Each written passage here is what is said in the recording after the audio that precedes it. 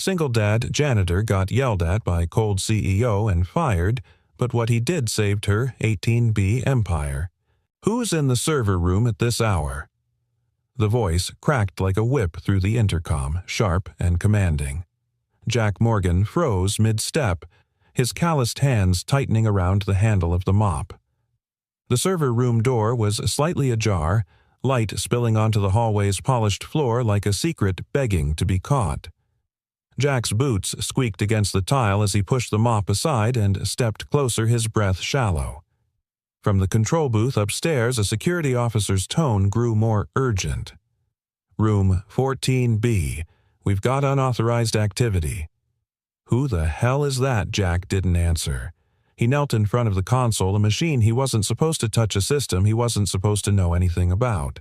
Yet his fingers hovered above the keyboard like a pianist before the first note. He could see it, a breach. Someone was clawing into Argontech's core database. Lines of malicious code were streaming across the monitor like a cancer. "Move, damn it," he muttered under his breath. His hands began to fly over the keys, entering strings of commands that looked nothing like janitorial work. "Security freeze." The door burst open and two guards stormed in, tasers drawn. Step away from the computer, now Jack's fingers paused mid-command. He looked up calm, almost serene. "Unless you want to see the entire IPO data wiped out," he said quietly, "you might want to let me finish this." The guards hesitated. For a split second, the only sound was the relentless hum of the servers. Jack turned back eyes, sharp typing faster. A countdown clock blinked on the screen, 000019. "Who are you?" one guard whispered almost involuntarily. Jack didn't answer. His hands moved like he'd done this 1,000 times before, like he belonged here, like this system wasn't foreign but a language he'd invented. The countdown froze at 0003. He hit enter. The screen went black. By sunrise, the rumor had spread like wildfire. The janitor hacked the system. Jack Morgan, the quiet man who mopped floors and fixed coffee machines, was now the prime suspect of the biggest security incident in Argontech's history. Elizabeth Monroe leaned against the glass window of her 37th floor office, staring at the storm clouds scattering over Manhattan. The city was waking, but inside her the night still lingered cold and heavy. "Who is he?" she asked without turning around. Her voice was smooth, but there was steel in it. Her assistant, Claire, shifted nervously. "Just the janitor, ma'am. Works night shifts. Jack Morgan. No record except a few odd jobs. He doesn't even own a smartphone." I checked. Elizabeth's eyes narrowed. "And yet he's somehow inside our most protected system." Claire hesitated. The IT team said if he hadn't intervened, the breach could have deleted months of financial records. But Elizabeth turned sharply, her gaze cutting through the air. "But I don't trust heroes who appear in mop buckets. Get me everything on this man." Down in the staff locker room, Jack sat on a bench, staring at his reflection in the dented metal of his locker. His hands still trembled slightly. Not from fear, but from memory. It had been 10 years since he'd touched a code like that, 10 years since he'd sworn never to. The door creaked. Dad Emily's small voice broke the silence. Jack turned. His daughter, barely 10, stood holding a paper bag. "I made you breakfast. You didn't come home." Her eyes flickered to the mop leaning in the corner. "Did they yell at you again?" Jack smiled faintly. "It's nothing. Just work." "You're not just a janitor," Emily said firmly, setting the bag down. "I saw you. I filmed you, actually." "Here." She held up her tablet. The screen showed a grainy clip, Jack's fingers dancing on the keyboard, the countdown freezing the black screen. For a moment, Jack forgot how to breathe. You can't show this to anyone," he said, his tone soft but urgent. "Promise me. But they think you're a bad guy. They don't know you saved them." Her lip trembled. "Why won't you tell them?" Jack knelt, holding her shoulders. "Because sometimes doing the right thing means you don't get applause. You just get peace of mind."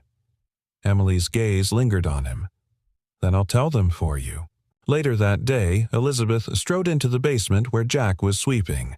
Her presence was electric black heels clicking posture straight as if carved from marble. "So, you're Jack Morgan," she said, her voice cool but laced with curiosity. Jack leaned on his broom unfazed. "Depends who's asking. I'm the one deciding whether you keep this job or get escorted out in handcuffs." Elizabeth's eyes were unwavering. "Why were you in the server room last night?" Jack studied her for a long moment as if weighing every word. "Because someone had to stop the bleeding. Your system was being torn apart from the inside." Elizabeth's lips curved in a thin, skeptical smile. "Are you expecting me to believe a janitor saw something our entire IT team didn't?" "No," Jack said quietly. "I expect you to believe that sometimes the person cleaning the mess knows more about how it started than the one spilling it." Her expression flickered just for a second, but then the wall of ice returned. "Don't get poetic with me, Mr. Morgan. This isn't a movie." "No," Jack replied, his voice low and steady, "but sometimes movies are based on true stories." Elizabeth froze. Something about the way he said it, calm, unshaken, like a man who'd lost everything and still refused to bow, made her hesitate. She turned on her heel, her words sharp. "You'll hear from me soon. Don't wander too far." That night, as Jack left the building, Emily tugged at his sleeve. "Dad, who was that lady?" Jack looked back at the glass tower lights blazing like a galaxy of secrets. "Someone who's about to find out I'm not who I look like." And for the first time in years, Jack felt a storm stirring inside him, a storm that had been waiting to rise again. The rain had stopped, but the city still dripped with its memory gutters, murmuring sidewalks slick and silver under the pale morning light.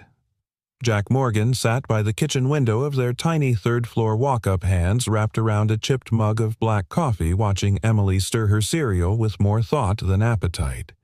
She hadn't said much since they got home last night. Neither had he. "Do you ever miss it?" she asked suddenly, not looking up. Jack blinked, then smiled faintly. "Miss what?" "The thing you used to do. Before the mop." He took a long sip, eyes on the fogged glass. "I miss who I was when I did it." Emily tilted her head. "So why don't you go back?" Jack chuckled, quiet and tired. "Because sometimes the world doesn't let you come back, kiddo. It keeps the door open just enough to remind you you're not welcome." Emily frowned. "That doesn't sound like the world I want to grow up in." Jack looked at her, then really looked. 10 years old and already wiser than most adults he knew. That scared him more than the system breach ever could. 10 years ago, Jack had a corner office in San Jose. His name was printed on patents. People invited him to speak at conferences in Berlin, Tokyo, New York. But then came Novodyne, a startup he helped build with his closest friend, Colin Hart.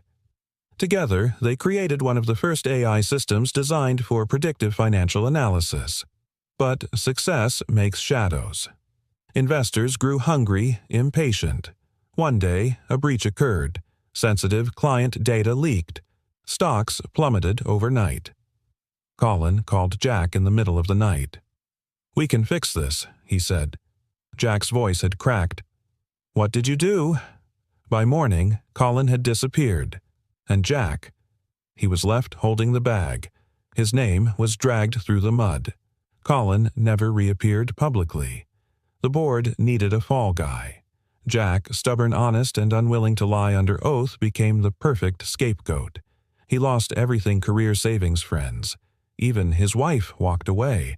Only Emily stayed because she had no choice. No one ever found out the truth. And Jack stopped trying to tell it. Until last night. Back at Argontech, Elizabeth Monroe scrolled through a dossier Claire had placed on her desk. It was thin. Too thin. Janitor, no college records, no digital presence, no social media, nothing. It's like he dropped out of the sky. Claire nodded. He pays everything in cash. No credit score. No driver's license renewal since 2015. Elizabeth tapped her pen against the desk. Nobody disappears like that unless they have something to run from. Or, Claire said softly, something they're trying to protect. Elizabeth paused. The thought lodged itself in her brain like a splinter. Later that evening, Elizabeth stood alone in the Argontech Museum hallway, a sleek corridor showcasing the company's innovation timeline. A wall of framed photos, founders' inventions, pivotal moments. Her heels clicked softly as she stopped in front of a 2009 snapshot. 4 men in polo shirts smiling.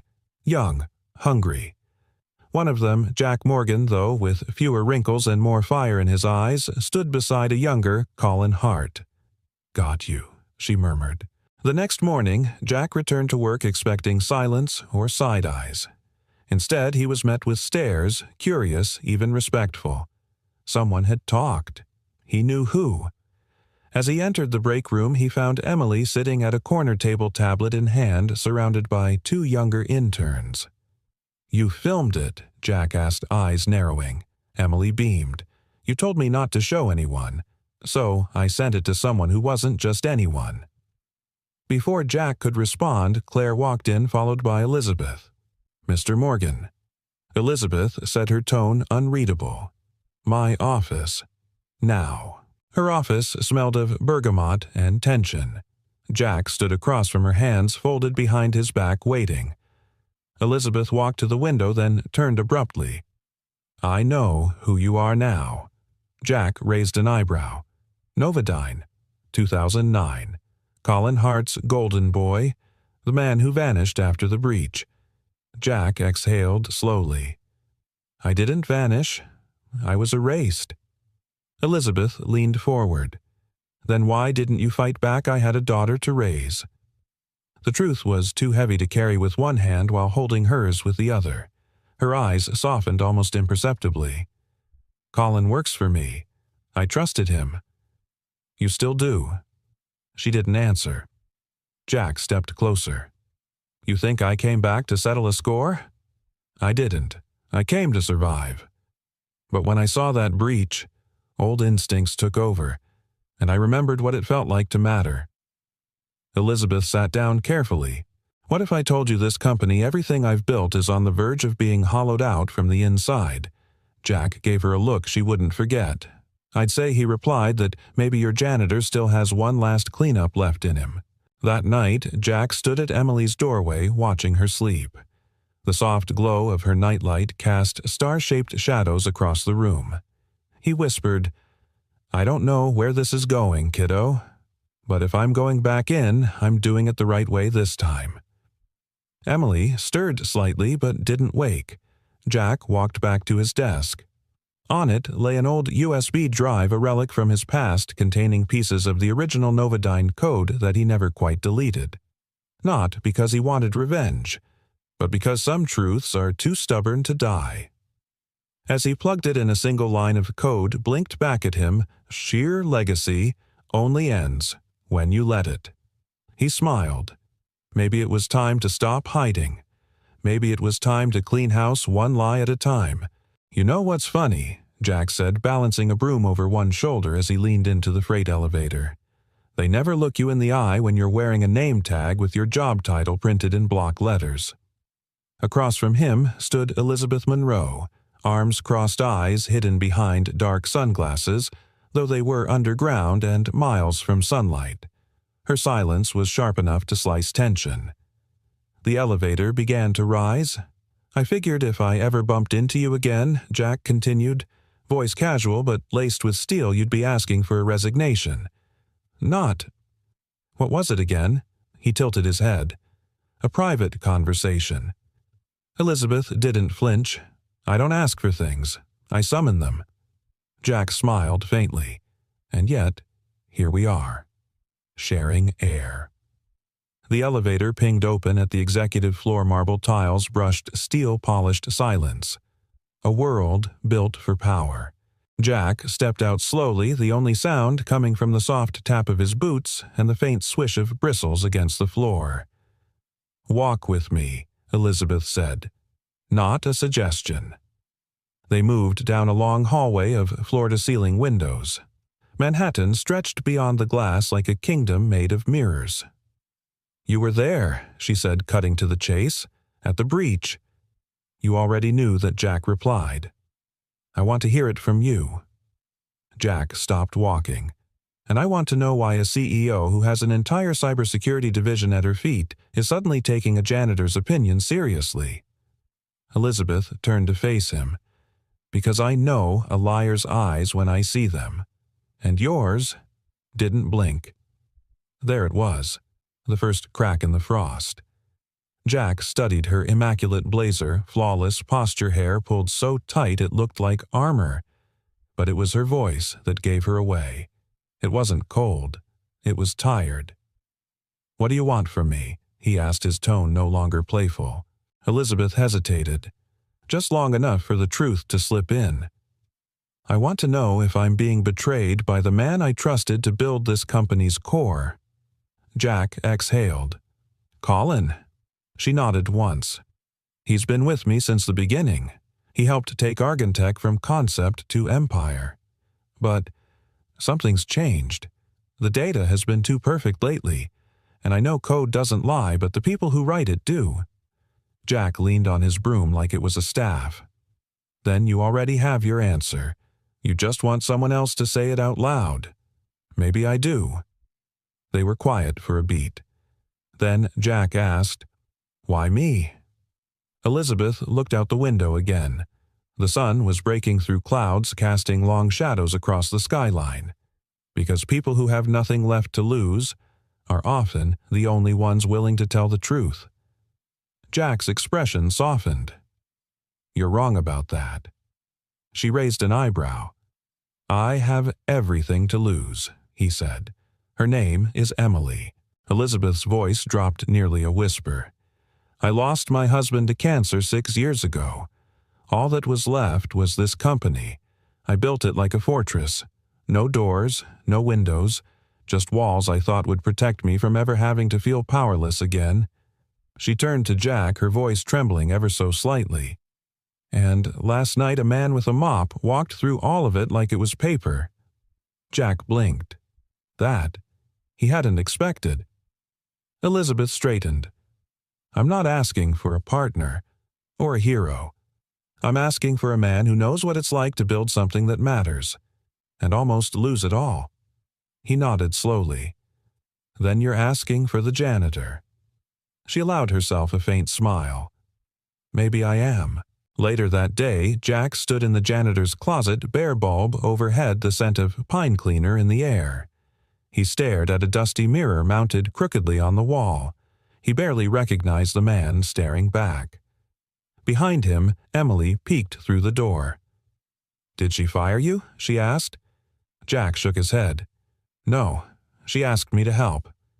Emily tilted her head. "Now that sounds worse." He chuckled. "You're not wrong." She walked in holding something behind her back. "What's that?" Jack asked. Emily pulled out a lunchbox. Metal. Retro. With Captain Truth printed in bold letters across the front.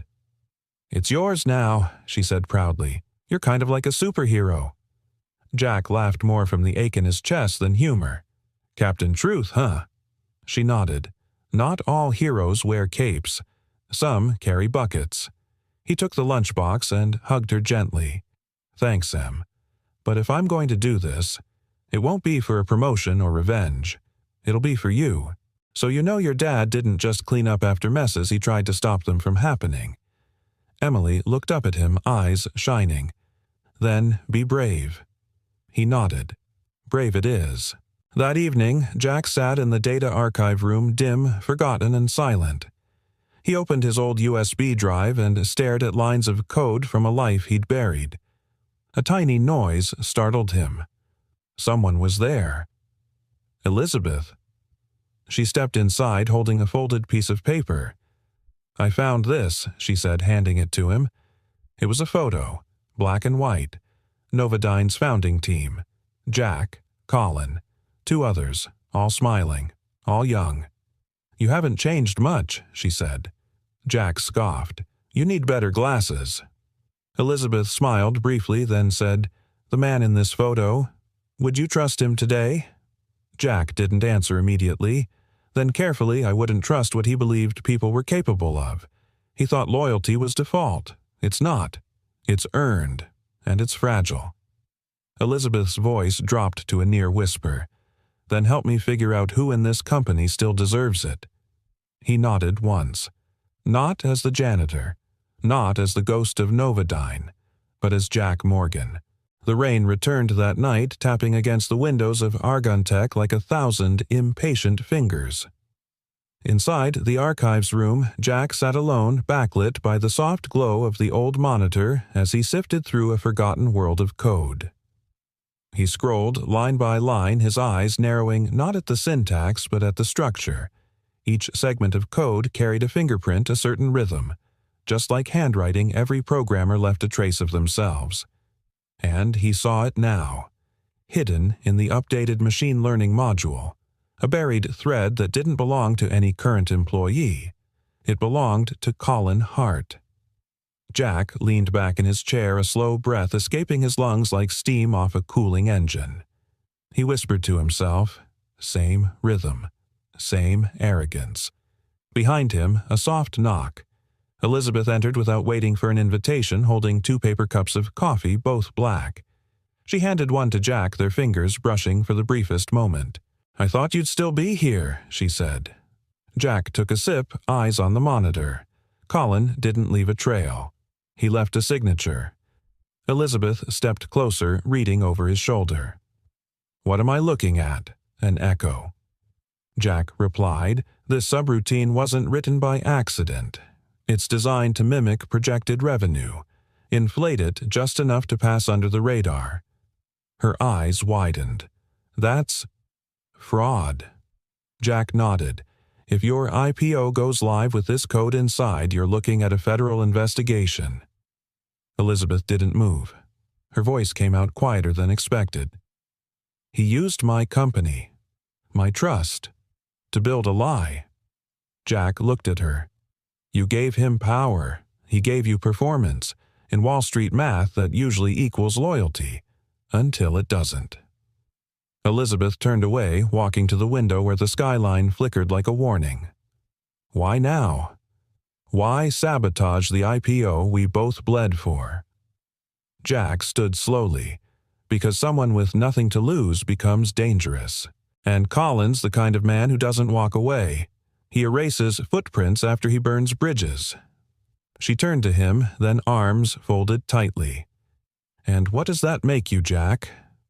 The ghost who comes back to haunt him?" Jack's expression didn't change. "No, I'm the one who remembers the real version of him before the tailored suits, before the boardrooms, before the lies became strategy." Elizabeth studied him, voice dropping to a near whisper. "So, what do we do now?" Jack gave her the faintest smile. "We don't burn the bridge. We walk across it with a torch and show everyone what's been hiding underneath." The next morning, Elizabeth summoned an emergency meeting with the internal audit team. Jack sat silently in the corner, anonymous in his gray janitor's jacket. His presence earned more than one side-eye from board members.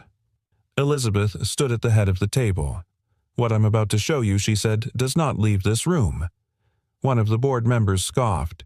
"With respect, Elizabeth, we have less than a week until the IPO. We don't need drama. We need deliverables."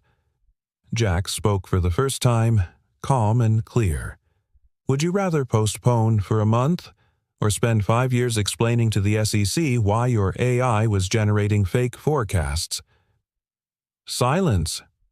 Jack stood and walked to the monitor, plugging in a flash drive. A line of code filled the screen, then split into highlighted segments. "This," he said, "is the heartbeat of your prediction model.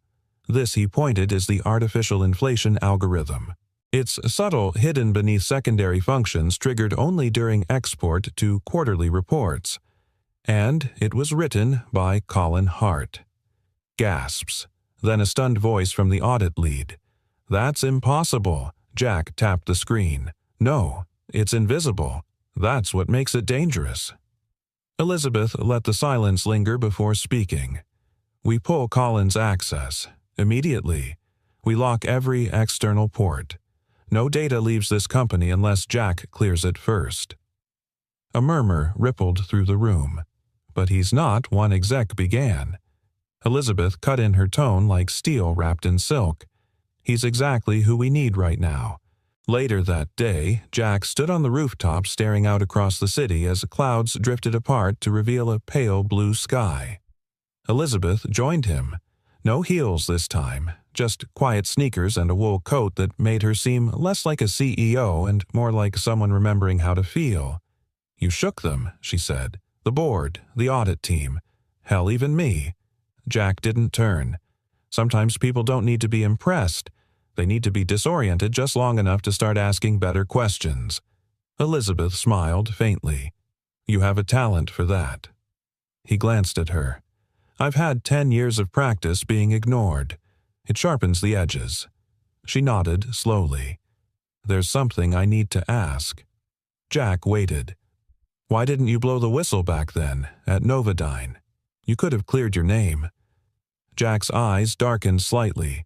"I had a 3-year-old daughter and a funeral to plan. The board wanted a villain, and Colin gave them one.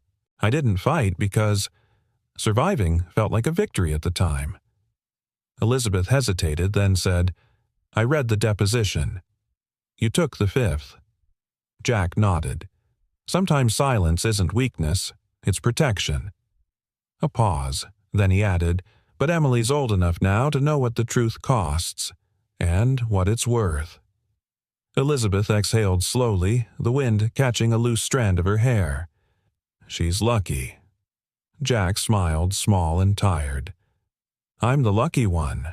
That evening, Emily sat on the floor of their apartment drawing with colored pencils. She held up a page, a picture of Jack holding a mop in one hand and a sword in the other. "You're like a knight," she said proudly. Jack laughed, "A knight with back pain." Emily grinned. "Well, you still fight for the good guys." He looked at her, long and hard emotion welling in his throat. "Not just for the good guys," he said softly. "For the truth." In the quiet of the night, Jack sat down at his desk, pulled out a new notepad, and wrote 3 words at the top, clean from within. Because sometimes the dirtiest messes weren't on the floor. They were in the code, and this time he was ready. The tension in the Argon Tech boardroom was thick enough to trip over. A week before the IPO, the company's executive team sat in forced silence scrolling through the preliminary audit logs. Jack stood at the back of the room, inconspicuous in his gray janitor's jacket, holding a black folder like it weighed more than gold. Elizabeth Monroe sat at the head of the table, hands clasped under her chin, her gaze locked forward but unblinking. Colin Hart hadn't shown up. He was on a business call, according to his assistant. Jack didn't believe in coincidences. "You're certain this was intentional?" asked Mira Wu, head of compliance, tapping the screen with her pen. Jack stepped forward. This wasn't just a miscalculation. It was obfuscation by design. Whoever wrote that algorithm wanted to inflate projections without triggering alerts. Why not just fudge the reports manually, asked another exec. Jack gave a slight smile. Manual mistakes get noticed. But when a machine lies for you, people believe it's smarter than they are. Elizabeth spoke then, her voice a slow burn. "We trusted Colin to build a brain that couldn't lie. Turns out he taught it how to cheat better than a human." There was a long pause. Then Jack added, almost quietly, "A system reflects its creator." That evening, Jack returned to his apartment with a headache that throbbed like old guilt. Emily greeted him at the door paint on her fingers and mischief in her eyes. "I made something." Jack kicked off his boots, more weary than he let on. "Should I be worried?" She led him to the kitchen table where a model sat, a paper replica of Argon Tech Tower 4 stories high, built from cereal boxes, cardboard, and a small army of toothpicks. At the top was a stick figure holding a mop. Jack laughed. "Is that me?" Emily nodded. "It's the Truth Tower. And that's you standing on top, guarding it." He sat down slowly, overwhelmed by the detail, the effort, the love poured into each corner. "Why am I at the top?" Emily shrugged. "Because that's where the light comes in." Jack looked at her, his voice tight. "You think I'm brave?" She smiled. "No, I know you are. Later that night, he sat on the fire escape laptop on his knees, fingers moving through Argentech's archived code like a pianist returning to his childhood keys. He wasn't alone. From inside, Elizabeth's voice came through his earpiece. "I looped you into the mirror server. Use it like you would the original. Just don't trigger Colin's audit flag." Jack smirked. "You know, back in the day you couldn't even code a calculator." Elizabeth replied dryly. "Back in the day you still had hair." He laughed. "Touché." Then he grew serious. There's something strange in the log history. Something even the audit team missed. Elizabeth's tone sharpened. "What is it I think Colin used a shadow user to bypass security, a phantom account buried inside the authorization stack? Problem is, it's using rotating credentials that regenerate every 7 hours. It mimics system admin behaviors but deletes its tracks every 30 minutes. You're saying someone could be inside the network right now and we'd never know?" Jack paused. "I'm saying someone is, and they've been watching everything." A long silence passed. Then Elizabeth whispered, "Then it's time to give them something worth watching." The next morning, Argentech's internal bulletin lit up with news of a staged penetration test, an executive-approved dummy breach exercise to test real-time response. It was bait, and Jack had crafted the worm himself.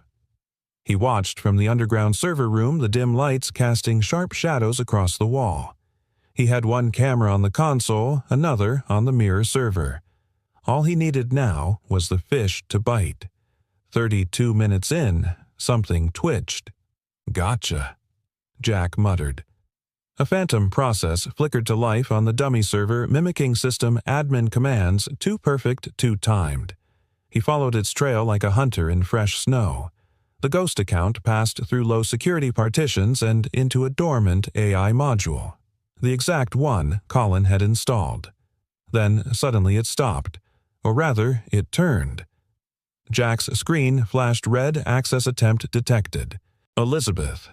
He radioed in fingers flying across the keyboard. "The shadow account just tried to reverse trace me. How close I just had my firewall kissed goodnight." Seconds later, his screen returned to normal. The ghost was gone. But it had looked back, and now it knew.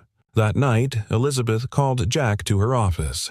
The lights were low and classical jazz played softly in the background, a strange warmth in an otherwise sterile space. "I spoke with legal," she said, pouring 2 glasses of ginger ale. "If this blows up before the IPO, our valuation drops by half. If we wait until after and the feds get wind of it, we're looking at prison time." Jack took a sip. "So we're choosing which poison to drink." Elizabeth looked at him. "Not quite. We're choosing how much of ourselves we can live with losing." He studied her. "Why are you trusting me with this?" she answered without hesitation. "Because you're the only person in this building who already lost everything and still showed up with integrity." Jack's voice was low. "Truth doesn't always make you rich." Elizabeth stepped closer. "But it keeps you from drowning in your own reflection." They stood there, 2 people no longer hiding behind roles but seeing each other clearly, perhaps for the first time. Back home, Jack stood in front of the mirror. He looked older than he remembered. Not tired, but weathered. Solid. Emily walked in, rubbing her eyes. "Dad." He turned. "Yeah, sweetheart, did you save the tower today?" Jack smiled. "Not yet, but I poked a hole in the lie." She leaned against him. "That's how light gets in." The storm outside was biblical. Wind howled between skyscrapers like some ancient beast, and rain slammed against the windows of Argentech Tower with a vengeance. But inside the glass and steel fortress, another kind of storm had begun.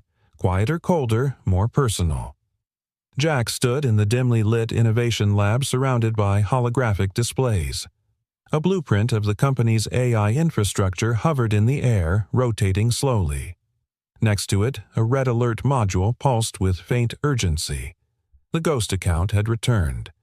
But this time, it left a message. Just 4 words. "You always blink first." Jack stared at it, For a long moment, the rest of the world disappeared. A voice behind him broke the silence. Colin used to say that all the time, back when you two were inseparable. Elizabeth entered, arms folded, eyes shadowed by more than just exhaustion. She'd been quieter the past few days, colder too, like she was building walls faster than anyone could break them down. "I know," Jack said softly. He said it the night he disappeared. Elizabeth approached her heels, silent on the lab's polished floor. "So, this is personal now." Jack turned to face her. It always was. She studied him, and something shifted in her tone. "You and Colin. It wasn't just business, was it?" Jack exhaled. "We built Novodyne in a garage with nothing but code caffeine and blind ambition. He was my brother in every way but blood, and he left you to burn." "No," Jack said. "He didn't leave me. He chose to survive at my expense. That's worse." Elizabeth looked away, her voice quieter now. "And I chose him, too. Over you. Without even knowing you were the one I was choosing against." Jack's eyes softened, but there was no accusation in his voice. "You didn't choose wrong. You chose the person who was present, who pitched the dream and smiled for the cameras. I would have picked him, too." Silence stretched between them like a fragile wire. Then Elizabeth spoke again, this time barely above a whisper. "I don't know how to fix this, Jack." He stepped closer, his voice steady. "You don't fix it. You face it. That's the only way the truth becomes a foundation instead of a fault line." She met his eyes. And if the whole thing falls apart, Jack's reply was immediate. "Then we build something better from the rubble." The next day, a mandatory meeting was called for all senior engineers.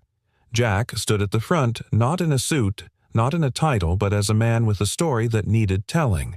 He opened with no introduction. "No one in this room knows who I am. That's by design." He held up a photo, an old Novodyne press clipping. "I helped build one of the first predictive AI firms in Silicon Valley. I was the chief technical officer. I was also the fall guy when it collapsed." Murmurs. "I didn't come to Argonne Tech looking for revenge," Jack continued. "I came looking for work, honest work. But when I saw our systems bleeding from the inside, I knew I couldn't mop that up." He paused. "Someone inside this company, someone you trust, is using the system you built to lie to investors. To the world. And if we stay quiet, we become complicit." A young engineer raised her hand. "Why should we believe you?" Jack didn't flinch.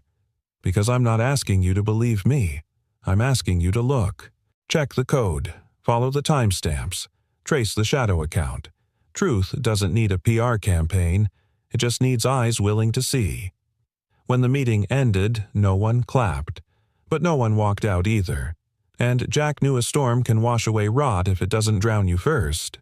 That evening, Jack returned to Elizabeth's office.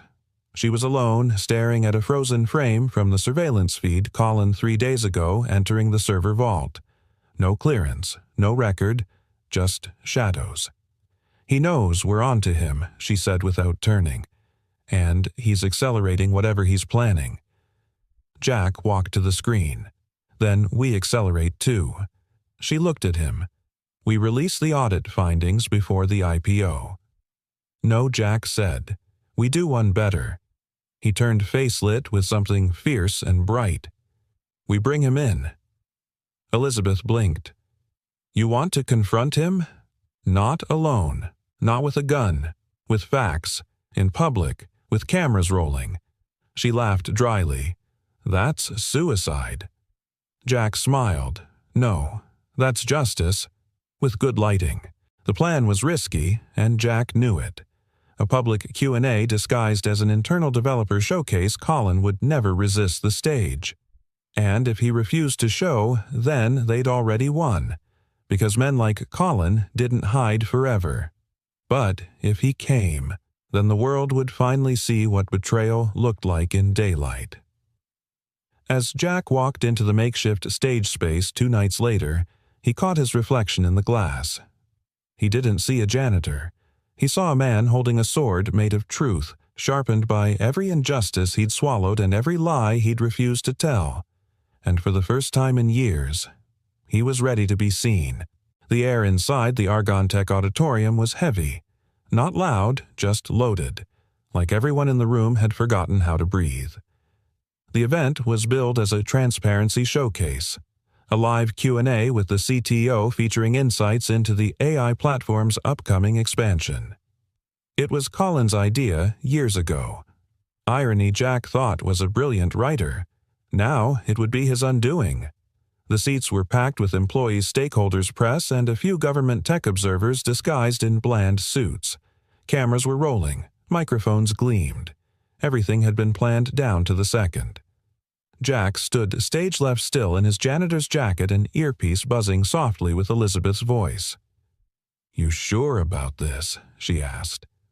"No," he replied, "but I'm done being silent." Across the stage, Colin walked in sharp suit, perfect smile, every inch the tech darling he'd always portrayed. He looked around with confident charm, but when his eyes landed on Jack, something behind them tightened. He took the stage. The room clapped, but it felt unsure. "Welcome," Colin began, smooth as silk. "Today's all about pulling back the curtain. At Argon Tech, transparency isn't just a value. It's our competitive edge." He didn't miss a beat. The man had rehearsed charm like it was code. Jack stepped forward, then slow, deliberate. Whispers spread like wildfire. Colin's smile flickered. "Well, well." "Mr. Morgan." Still keeping the floors clean, Jack took the mic without answering, standing center stage now. "No more mop," he said evenly. "Just the truth." The room stilled. "I was one of the co-founders of Novodyne." Jack continued, voice steady but rising. "Colin Hart and I wrote our first AI system in a basement on 12th and Pine. And when it started to shake the industry, we built something bigger, better, faster. But we forgot something." He paused. "We forgot to teach it ethics." A murmur. A few leaned in. Jack gestured to the screen behind them. "Over the last 3 weeks, I've traced a code signature, one that's been inflating Argon Tech's forecasts, manipulating quarterly projections, and falsifying key metrics. That signature belongs to Colin Hart." Colin laughed, but it was the kind that trembled beneath the surface. "You're delusional." "Am I?" Jack tapped his earpiece. Elizabeth, a new screen popped up behind them, raw code, side-by-side comparisons, timestamps, and access logs. Jack pointed. This shadow account bypassed audit controls. It created false revenue threads, inflated projected gains by 6.3%, and funneled data into a private server registered offshore. Guess whose credentials opened it? Colin's jaw locked. Jack didn't stop. "You built a company on performance but hollowed it out with lies. And now, every investor, every employee, every person who believed in this mission, they're standing in the shadow of what should have been." Colin stepped forward, eyes burning. "This is a setup. You're bitter. You got left behind." Jack leaned in slightly. "No. I walked away from a lie to raise a daughter who wouldn't have to lie to survive."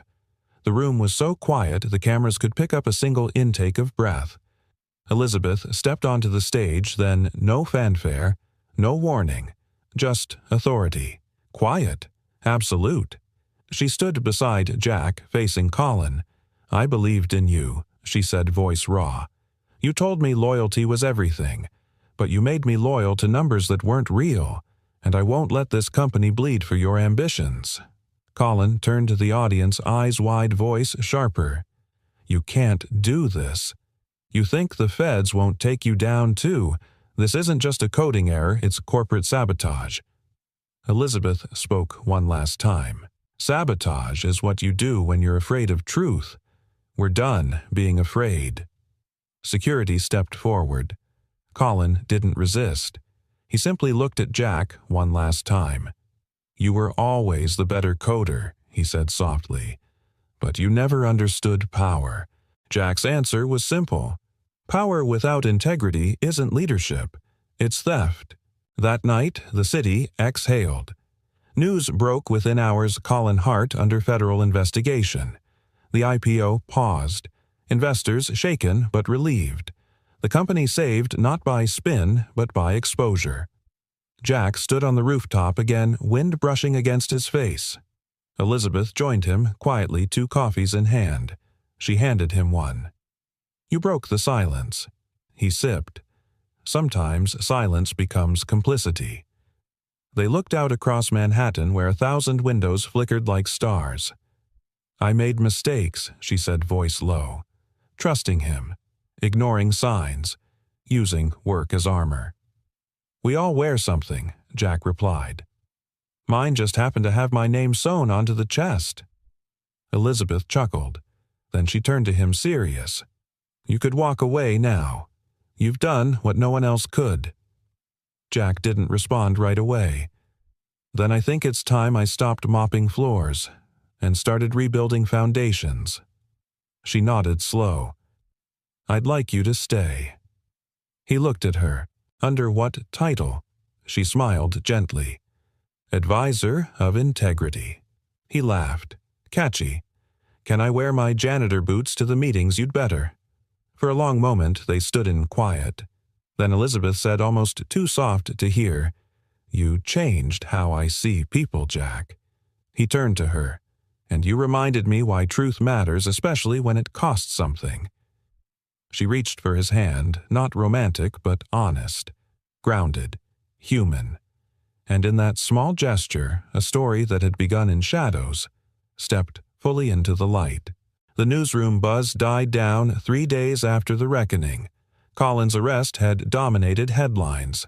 Silicon Valley's golden boy caught in data fraud scandal, the screens screamed. But now the world had moved on. Algorithms chased new disasters.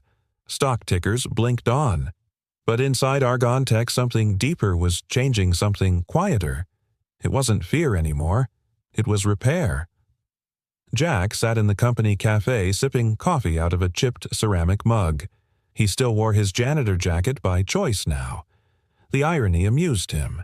People had finally started calling him by name once he stopped trying to impress them.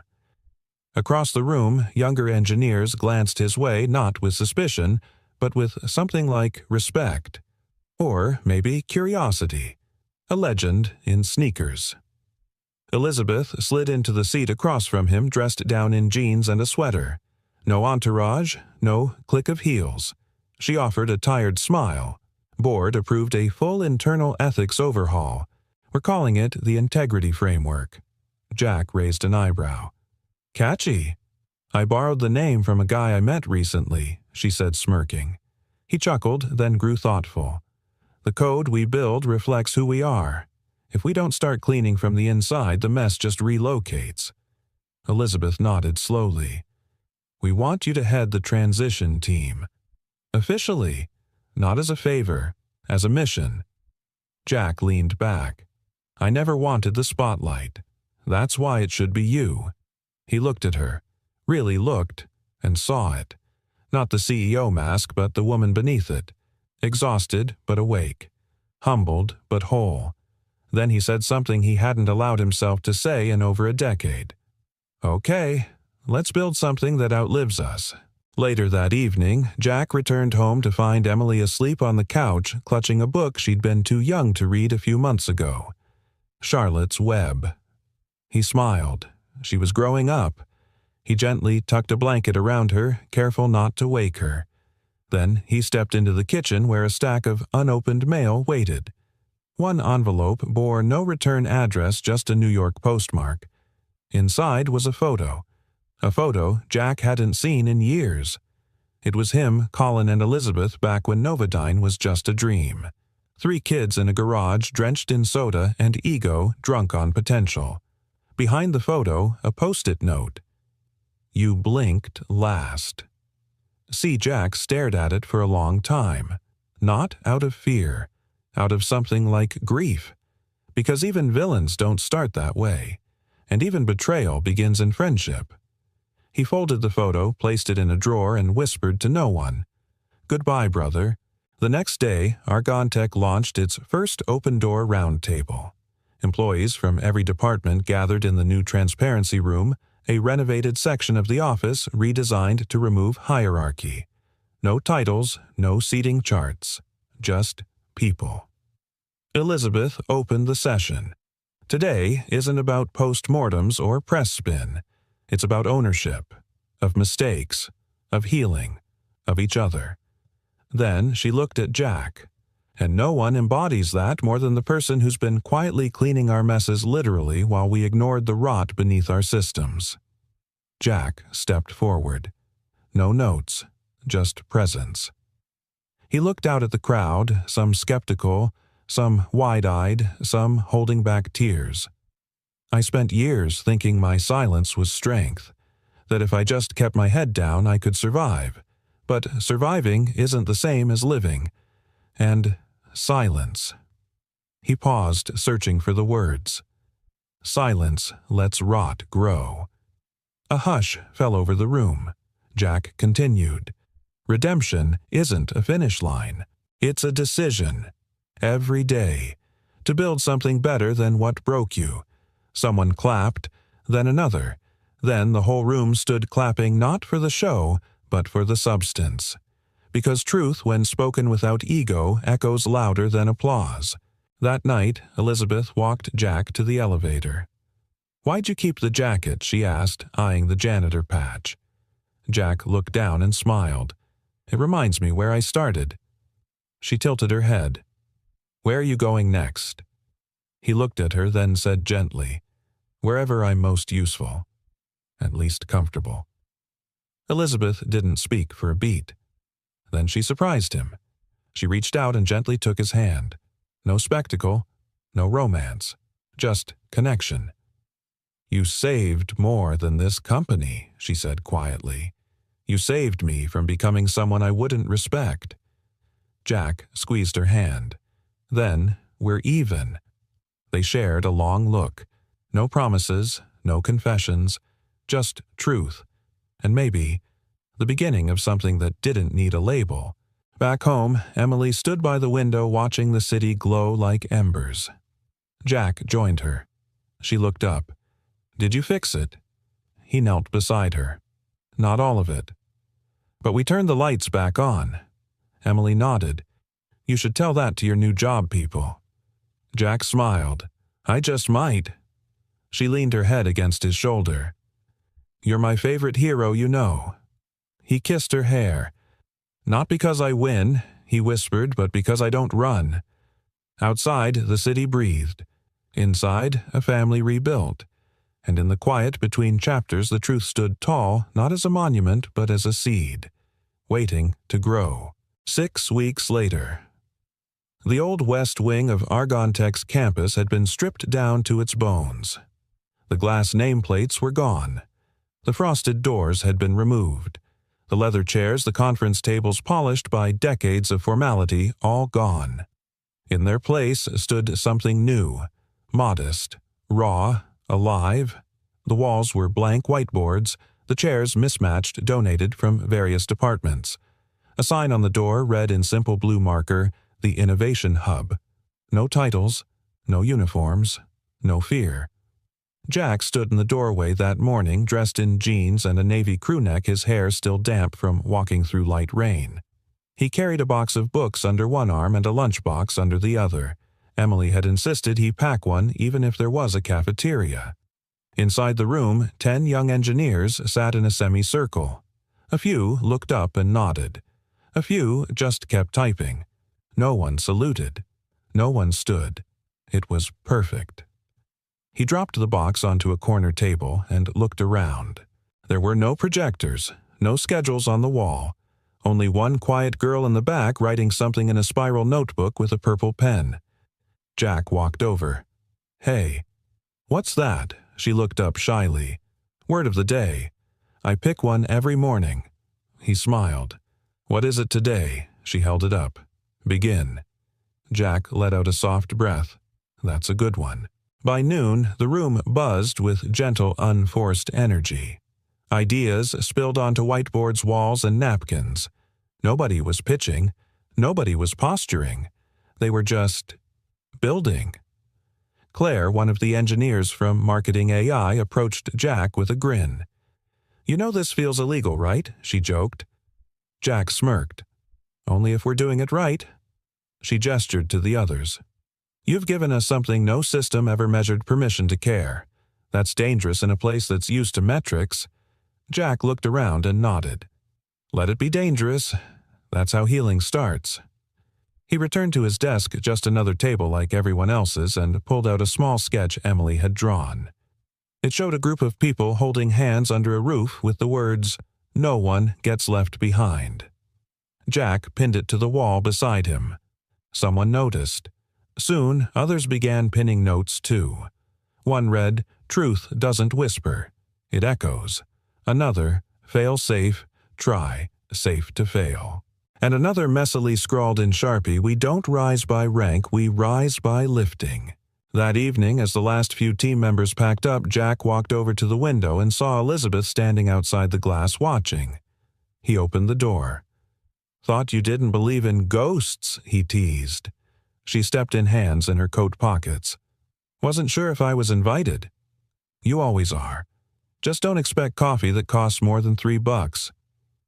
Elizabeth walked slowly around the room, her eyes landing on the pinned quotes, the scattered tools, the young minds breathing life back into what had once been a broken machine. "Do you realize what you've done here?" Jack shrugged. "Kept the lights on." "No," she said softly. "You reminded them they were more than job titles, more than performance reviews. You gave them belonging." Jack smiled. "It's not about making geniuses. It's about making good people better." She turned to him, suddenly quiet. "Why didn't we ever build this before?" He paused, then answered, "Because we were too busy trying to look like success instead of being it." Back at home, Emily was at the kitchen table with Evelyn, her tutor, writing a thank you card in careful cursive. "What's the occasion?" Jack asked, setting his bag down. Emily grinned. "Miss Evelyn helped me learn all the Arabic words from our book. I wanted to thank her the right way." Evelyn smiled. She insisted on getting every accent mark right. "I think she's more detail-oriented than you." Jack chuckled. "That's terrifying." Emily handed him a small paper. "I saved one for you, too." He opened it. Inside was a phrase written in Arabic with the English translation beneath, "Truth is the language everyone understands." Jack's eyes softened. "Where'd you learn that?" Emily shrugged. "I didn't. I just felt it." He looked at her for a long time, then kissed the top of her head. "You're going to change the world one day," he whispered. She beamed. "Only if I get to work in your hub." Later that night, Jack sat alone in the hub, the lights dimmed, the whiteboard still cluttered with scribbles and dreams. He turned off his phone, closed his eyes, and for the first time in years, he didn't feel behind. He didn't feel broken. He felt ready, because in that room with no uniforms, no hierarchy, and no fear, something new had begun. And it wasn't a project, it was a culture, built not on code or capital or even genius, but on something rarer, courage, compassion, and a willingness to begin again. The first time someone called him Mr. Morgan without sarcasm, Jack didn't know how to respond. It happened in the hallway outside the Innovation Hub. A young programmer, Max, if Jack remembered correctly, had rushed up, waving a corrupted file and breathless with frustration. "Mr. Morgan, you're the only one who can explain this string of logic loops." Jack blinked. For a moment he expected someone else behind him, but there wasn't. He nodded. "Let's take a look." And just like that, the past stopped being an anchor and started becoming a bridge. That afternoon, Jack found Emily in the break room. She sat at a table next to Liam Clare's 8-year-old son, coloring on the back of a code printout. The two kids had struck up a friendship ever since the company started its Family Fridays, an idea Jack proposed in a half-joking meeting. No one had expected it to become a staple. Emily looked up, grinning. "We're designing a robot that gives hugs when you feel sad." Jack smiled. "Well, tell your robot I'm its first customer." Liam tilted his head. Why would a grown-up need a hug? Jack sat beside them. Because grown-ups forget it's okay to ask for one.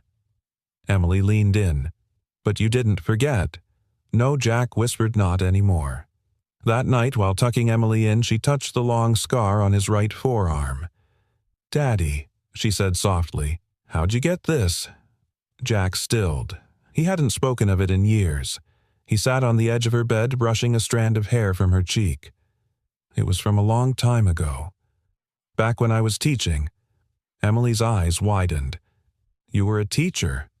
He nodded slowly. I taught coding. One of my students. He pushed too hard. He wanted to prove he could outcode a system I said wasn't ready. He overloaded it, and the equipment sparked. I jumped in to stop it before it hurt someone else. Emily looked down at his arm. Did it hurt? Jack smiled faintly. Not as much as what came after. She was quiet. Then she whispered, Is that why you stopped teaching? He hesitated. Then, with more clarity than he expected, said, No. I stopped because I blamed myself. Because I thought failing once meant I didn't deserve a second chance. Emily took his hand. But you teach me. Jack looked at her, something warm unraveling inside his chest. Yes, he said softly. And you remind me that teaching isn't about being perfect. It's about showing up even when you're scared. From the doorway, a quiet sniffle broke the stillness. Jack turned to see Elizabeth, her hand still on the doorframe. She had stopped by to return a folder and must have overheard. She didn't speak. Just walked in, sat on the other side of the bed, and gently touched Emily's foot through the blanket. He's a good teacher, she said, to all of us. Emily beamed. He makes robots that hug people. Elizabeth smiled back. And he makes people feel like they matter. That's a different kind of magic. Later, after Emily had drifted into dreams, Jack walked Elizabeth to the door. The hallway was dim, lit only by a single lamp in the living room. Rain tapped against the window. She turned to him before stepping outside. Do you ever wonder, she asked, if all of this was just redemption, disguised as coincidence? Jack considered that. Then, no. I think redemption's a choice. But sometimes the universe sends you mirrors until you can finally face one. Elizabeth laughed quiet and real. You and your mirrors. You and your armor. She grew serious. I'm trying to take it off. He stepped closer, their faces just inches apart now. No rush, he said. Some scars are worth showing slowly. For a moment, silence filled the space between them, not awkward, not unresolved. Just alive. Then Elizabeth looked down, voice barely audible. When this started, I thought I was losing everything. You weren't, Jack said gently. What was I doing? He leaned in, voice barely above a whisper. You were making room for something better. The next morning in the hub, a new quote was pinned to the wall in bold red marker. Scars don't mean we broke. They mean we healed open. Below it, someone scribbled, Jack Morgan, accidental philosopher. Jack rolled his eyes when he saw it, but he left it up. Not because it was flattering, but because someone had heard him. Really heard him. And in a world obsessed with noise, that was the loudest kind of love there was. 1 year later. The rooftop of Argentech's new downtown campus shimmered beneath a soft, golden sky. No stage, no banners, just long wooden tables, lanterns strung across beams, and the unmistakable hum of laughter, the kind that only comes after surviving a storm together. It was the company's quiet relaunch party. No press, no speeches, just family. Near the edge of the rooftop, 3 people stood in front of a glass panel that displayed a bold new headline from Time magazine, framed in oak. They didn't disrupt tech. They redeemed it. In the photo, Claire, Max, and Jack. Not a typical trio for a cover shoot. But that was the point. Max, once the invisible janitor, now listed as strategic culture liaison. Claire, formerly a quiet engineer, now co-leading the ethics division. And Jack, well, Jack was still Jack. Still in boots, still carrying a lunchbox. But now people listened when he spoke. At one of the tables, Emily ran between seats carrying slices of cake, her pigtails bouncing. She stopped beside a man in a suit and whispered conspiratorially, "That one's extra chocolate. It's for people who used to be mean but got better." The man blinked, then laughed and took the plate. Elizabeth watched her eyes soft. She wore a white summer dress, her hair loose, her shoes kicked off. Jack sat beside her sipping ginger ale from a mason jar. "You realize," she said, nudging him, "this isn't normal." Jack raised an eyebrow. "Neither were we." She smiled. "That's true." They looked out at the people, some dancing, some talking, some simply watching the skyline. It wasn't a tech crowd anymore. It was something else, something whole. Later, when the music softened and the sun had nearly dipped behind the buildings, Jack stood up and tapped a fork gently against a glass. The clinking sound echoed through the rooftop, and slowly conversations faded. He didn't climb on a platform. He didn't clear his throat like a man about to deliver a speech. He just stood there, hands in pockets, voice even. "I used to think success meant proving you were the smartest person in the room," he began. "Then I lost everything and ended up cleaning the rooms I thought I was too good for." A ripple of quiet laughter, not mocking understanding. "But in those quiet hours when no one saw me, I started to notice something. The best people weren't the loudest. They were the ones still showing up, still helping, still believing in good even when no one applauded them." He looked at Emily now curled in Evelyn's lap, her eyelids growing heavy. He looked at Claire wiping her glasses as she smiled behind tears. He looked at Elizabeth, who hadn't looked away from him once. And then I realized, he continued, maybe the rooms weren't broken. Maybe we just forgot how to listen. He paused, then smiled. "So tonight I just want to say thank you. Not for believing in me, but for letting me believe in you." And with that, he raised his glass. "To second chances. The messy kind. The honest kind. The kind you have to earn. Everyone raised theirs in return.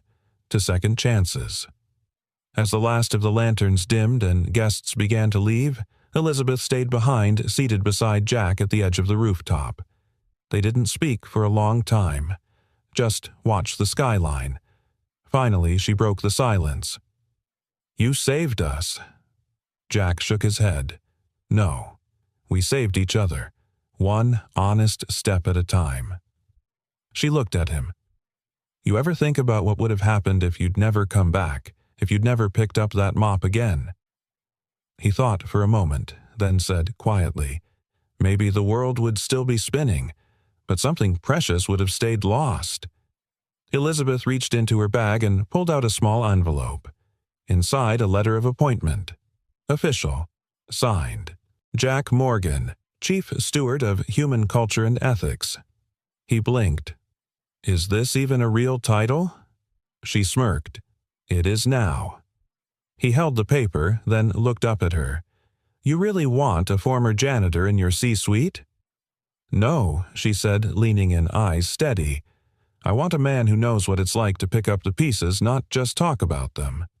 He folded the paper gently and slid it into his jacket pocket. "I'm in," he said. They sat in silence again. Comfortable. Whole. Then Elizabeth spoke, voice low but certain. "Jack, you didn't just help us rebuild the company." She placed her hand on his. "You helped me remember who I wanted to be." Jack met her gaze, no walls left between them. "And you reminded me I was never just a janitor." He looked down at their joined hands. "I was a builder all along." The wind picked up warm and gentle. And on a rooftop lit by hope and honesty, two people sat side by side, no longer bound by past titles or old wounds. Just present. Just real. Around them, a family that didn't share blood but chose each other again and again. A company reborn not in profit but in purpose. A girl sleeping safely in the lap of someone who believed in her. And a story that didn't end in victory or defeat, but in redemption. Not loud, not grand, just true, and that was enough. And sometimes the most powerful stories don't end with applause, but with a quiet decision to be better than we were yesterday. If this story touched you in any way, if it reminded you of someone who never gave up, someone who believed in second chances, I'd love to know. Where are you watching from, and what part of Jack's journey resonated most with you? Share your thoughts in the comments. I read every single one. If you'd like to hear more stories like this, stories that heal, inspire, and remind us of the quiet heroes among us, don't forget to subscribe and hit the notification bell so you never miss a new one. From the bottom of my heart, thank you for watching. Until next time, stay kind, stay strong, and never stop believing in redemption.